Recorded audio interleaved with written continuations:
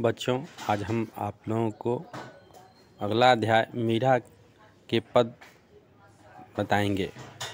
मीराबाई मुख्यतः शगुन भक्ति काव्यधारा के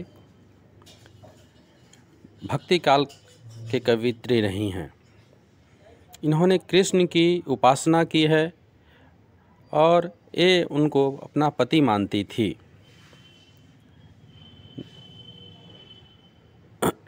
संत कवि रैदास उनके गुरु माने जाते हैं। बचपन से ही उनके मन में कृष्ण भक्ति की भावना जन्म ले चुकी थी। अन्य भक्तिकालीन कवियों की तरह मीरा ने भी देश में दूर दूर तक यात्राएं की हैं। चित्तौड़ राजघराने में उनके कष्ट उठाने के बाद मीरा वापस मेड़ता आ गई। यहाँ से उन्होंने कृष्ण की लीला भूमि वृंदावन की यात्रा की। जीवन के अंतिम दिनों में वे द्वारिका चली गईं। माना जाता है कि वही रणछोड़ दास जी की मंदिर की मूर्ति में वे समाहित हो गईं। उनका जन्म 1498 ईस्वी में हुआ था। उन्होंने लोकलाज और कुल की मर्यादा के नाम पर लगाए गए सामाजिक और वैचारिक बंधनों का हमेशा विरोध किया। प्रदा प्रथा का भी पालन नहीं किया तथा मंदिर में सार्वजनिक रूप से नाचने गाने में कभी हिचक महसूस नहीं की। मीरा मानती थीं कि महापुरुषों के साथ रहने से ज्ञान प्राप्त होता है और ज्ञान से मुक्ति मिलती है। अपनी इन मान्यताओं को लेकर वे दृढ़ निश्चयी थीं। निंदा या बंदगी उनको अपने पथ से विचलित नहीं कर पाई। जिस पर विश्वास किया उस पर अमल किया। इस अर्थ में उस युग में जहाँ रूढ़ियों से ग्रस्त समाज का दबदबा था, वहाँ मीरा स्त्री मुक्ति की आवाज़ बनकर उभरी। मीरा की कविता में प्रेम की गंभीर अभिव्यंजना है, उसमें विरह की वेदना है और मिलन का उल्लास भी। मीरा की कविता का प्रधान गुण सादगी और सरलता है। कला का अभाव है। उसकी सबसे बड़ी कला है उन्होंने मुक्तक गेय पदों की रचना की। लोक संगीत और शास्त्रीय संगीत दोनों क्षेत्रों में उनके पद आज भी लोकप्रिय हैं। उनकी भाषा मूलतः राजस्थानी तथा कहीं कहीं ब्रजभाषा का प्रभाव है। कृष्ण के प्रेम की दीवानी मीरा पर सूफियों के प्रभाव को भी देखा जा सकता है। मीरा की कविता के मूल में दर्द है। वे बार बार कहती हैं कि कोई मेरे दर्द को पहचानता नहीं, न शत्रु न मित्र। यहाँ प्रस्तुत पहले पद में मीरा ने कृष्ण से अपनी अनन्य व्यक्त की है तथा व्यर्थ के कार्यों में व्यस्त लोगों के प्रति दुख प्रकट किया है। दूसरे पद में प्रेम रस में डूबी हुई मीरा सभी रीति रिवाजों और बंधनों से मुक्त होने और गिरिधर के स्नेह के कारण अमर होने की बात कर रही हैं। बच्चों, अब प्रथम पद से हम आप लोगों को समझा दे रहे हैं। मेरे तो गिरिधर गोपाल दूसरो ना कोई, जाके सिर मोर मुकुट मेरो पति सोई। मीराबाई कहती हैं कि मेरे तो गिरिधर गोपाल है, अर्थात कृष्ण है, दूसरा कोई नहीं है। जिसके सिर पर मोर का मुकुट हो वही मेरा पति है। छाणी दई कुल की कानी कहाँ करी है कोई, कर संतन ढिग बैठी बैठी लोक लाज खोई। मीराबाई कहती हैं कि मैंने कुल की रीति रिवाज को सब कुछ छोड़ दिया है, क्या करेंगे कोई। संतन ढिग बैठी बैठी लोक लाज खोई, मैंने संतों के साथ बैठकर सत्संग कर लोक लाज खो दी है। असुवन जल सींची सींची प्रेम बेली बोई, अब तो बेली फैल गई आनंद फल होई।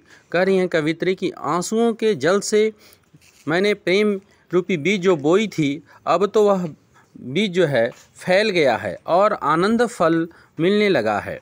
दूध की मथनिया बड़ी प्रेम से बिलोई, दधी मथी घृत काढ़ लियो डारी दई छोई।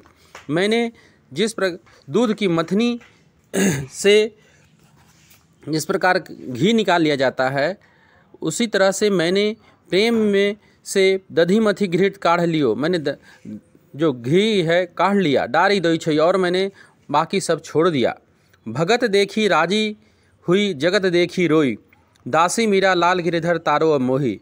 मीराबाई कहती हैं कि उन्होंने खुशी होती है भगत देखकर, जो संसार में आए हुए हैं और जो भक्ति कर रहे हैं उनको देखकर राजी हुई, खुशी है। और जगत देखी रोई, जगत मतलब संसार को देखकर वो रो रही हैं। फिर कह रही हैं कि दासी मीरा लाल गिरधर, ये मीराबाई अपने आप को दासी मानती हैं। गिरधर अर्थात कृष्ण को कह रही हैं कि तारो अब मोही, मुझको अब तारो। दूसरे पद में कवित्री कहती हैं कि पग घुंघरू बांधी मीरा नाची, मैं तो मेरे नारायण सू आप ही हो गए साची। कवित्री कह रही हैं कि घुंघरू बांधकर मीरा जो हैं मंदिर में नाच रही हैं और कह रही हैं कि मेरे नारायण सू आप ही हैं, आप ही हो गए साची, आप ही हैं और कोई दूसरा नहीं है। लोग कहे मीरा भई बावरी, न्यात कहे कुलनासी। लोग कह रहे हैं कि मीरा पागल हो गई हैं और कुल को नष्ट करने वाली हैं। इस कारण उनके जो बड़े भाई थे, उनके पति के बड़े भाई, उन्होंने विष का प्याला भेजा। विष का प्याला राणा भेजा पीवत मीरा हंसी। और विष का प्याला जो है उनको भेजा जाता है और हंस कर वो पी लेती हैं। मीरा के प्रभु गिरिधर नागर सहज मिले अविनाशी। मीरा बाई कह रही हैं कि मेरे गिरिधर जो हैं नागर में जो बसते हैं सहज मिल रहे हैं। इस प्रकार बच्चों मीराबाई ने अपने दोनों पद में कृष्ण की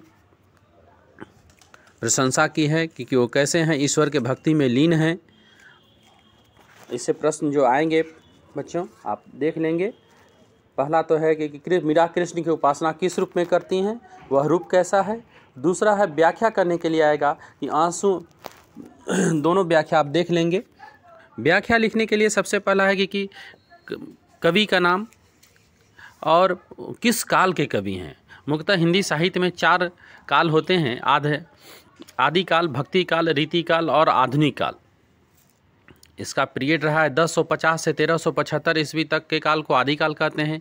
1375 से 1700 ईस्वी तक के काल को भक्ति काल कहते हैं। 1700 से 1900 तक के काल को रीति काल कहते हैं। और 1900 से अब तक जो काल चल रहा है वो आधुनिक काल कहलाता है। तो मीराबाई मुख्यतः भक्तिकालीन कवित्री रही हैं। तो व्याख्या करने में सबसे पहला वही लिखा जाता है कि प्रस्तुत पंक्तियाँ मीराबाई के पद से ली गई हैं। मीराबाई भक्तिकालीन कवित्री रही हैं, शगुन भक्त उपासक रही हैं। और उसके बाद जो लिखा रहेगा उसका अर्थ लिख देना है। ठीक है बच्चों, अगले दिन फिर